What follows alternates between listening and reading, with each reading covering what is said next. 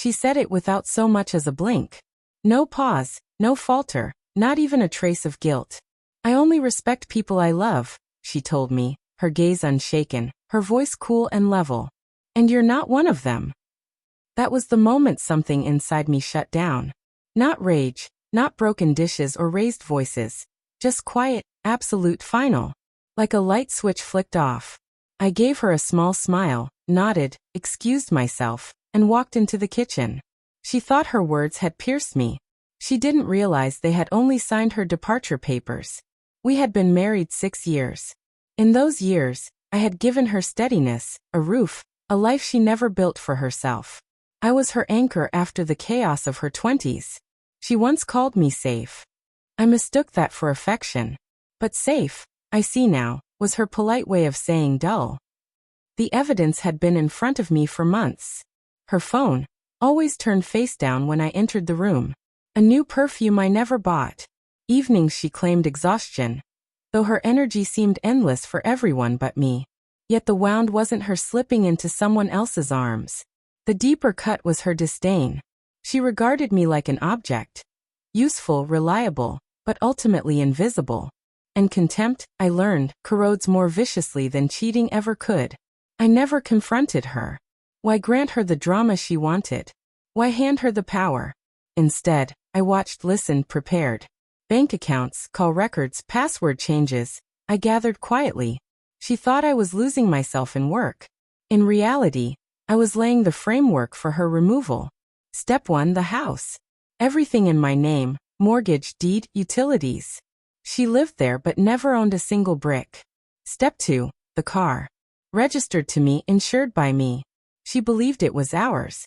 It was always mine. Step 3, the threads of her indulgences. Subscriptions, cards, accounts, each tied back to me. She floated on comfort she never earned. She would soon feel what it was like without it. I moved slowly, deliberately.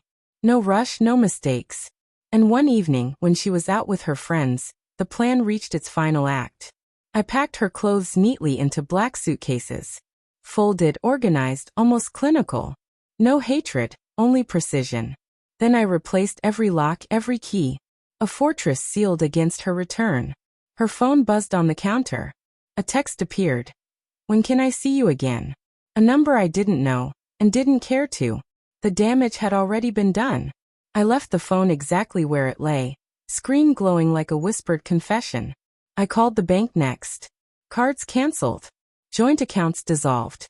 Her access frozen, cut off like oxygen to a flame. Finally, I made the call that would end it all. Her father. A man who had always sensed her recklessness, but never said it aloud. Pickup is tonight. I told him, my voice even. He didn't ask questions.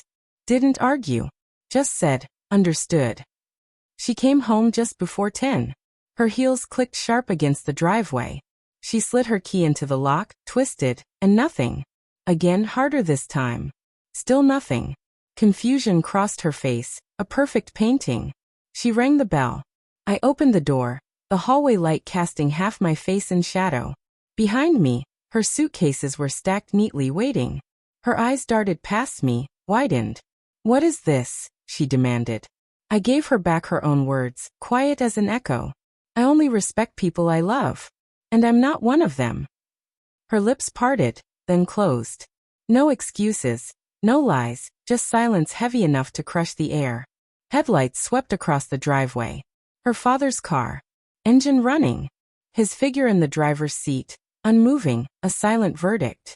She tried once to step past me, to force her way inside. But the doorway held firm. I didn't shout. I didn't curse. I simply motioned toward the suitcases. Everything you need is right there. Everything else was never yours. Her chest heaved, fury in her eyes, but no ground beneath her feet. Her voice dropped, almost begging. You can't do this. I leaned closer, so only she could hear. I already did. Her father stepped from the car. He didn't meet my eyes. He didn't have to. His silence spoke more than words ever could. She dragged the suitcases across the porch, her heels scraping against the wood, pride breaking piece by piece. No one spoke. Not her. Not him.